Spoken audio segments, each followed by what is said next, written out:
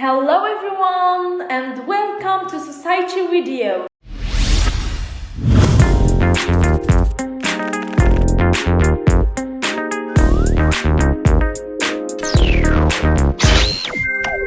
Today's show is quite special because it's based on the theme gender inequality in the workplace. So today we have special guests who will enlighten us on this topic, Mrs. Hastings and Mrs. Cooper. We will begin by welcoming Mrs. Hastings, a human relations specialist and permanent member of the labor organization. Thank you for accepting our invitation to be here in the show. Thank you for having me. So, can you please enlighten us on the changes of the women in the work, in the active life, and the limits of these changes in today's work?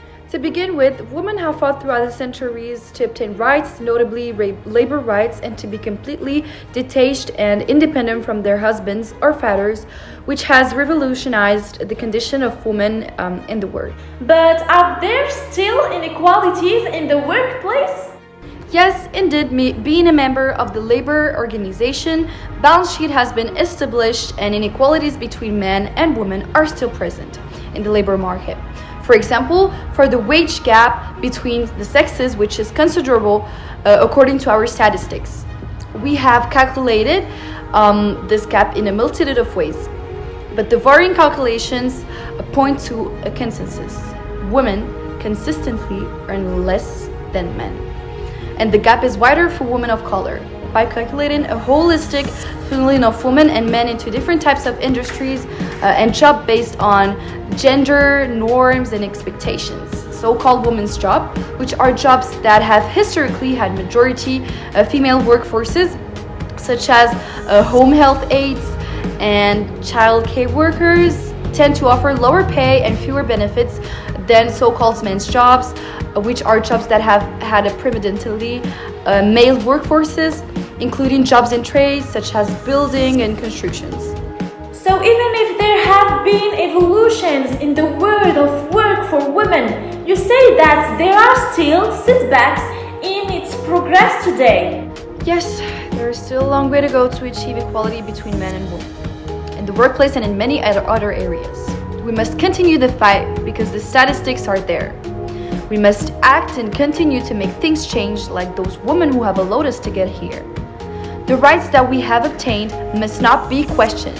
Thank you very much for your clarification, Mrs. Hastings.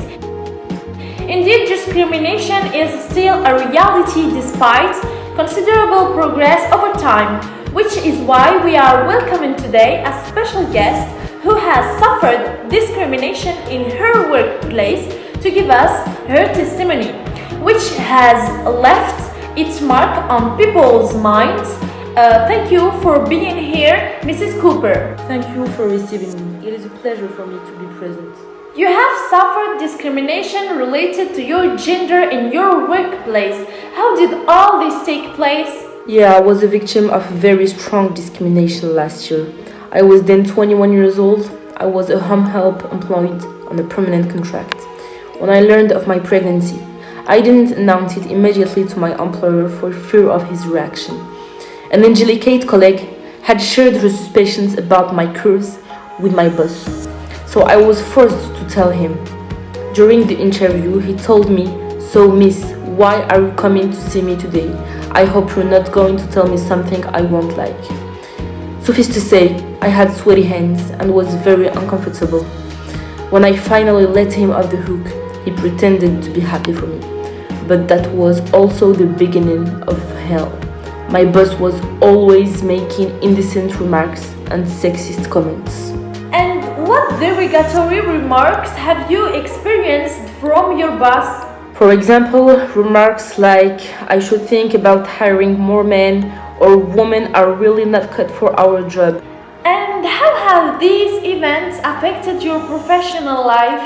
After this incident, I suffer from feelings of rejection, disproportionate mistrust, fear, doubt, low self-esteem, and insecurity. I'm suffering from social anxiety, of fear of being rejected by society, and I'm constantly concerned about the judgments of others. And how did you react to this and sue the person in question? Naturally, I filed a complaint for moral prejudice in the face of this most misogynist discrimination. What do you want to say to women who suffered of discrimination like you? To not let it happen, to always fight for our rights, women's rights, and to never let anyone doubt yourself because of your gender or even your ethnicity. Thank you, Mrs. Cooper, for your heart-touching testimony. Thank you for having me. So this is the end of our radio show. Thank you for being so many every day. See you tomorrow night at the same time. Thank you for listening.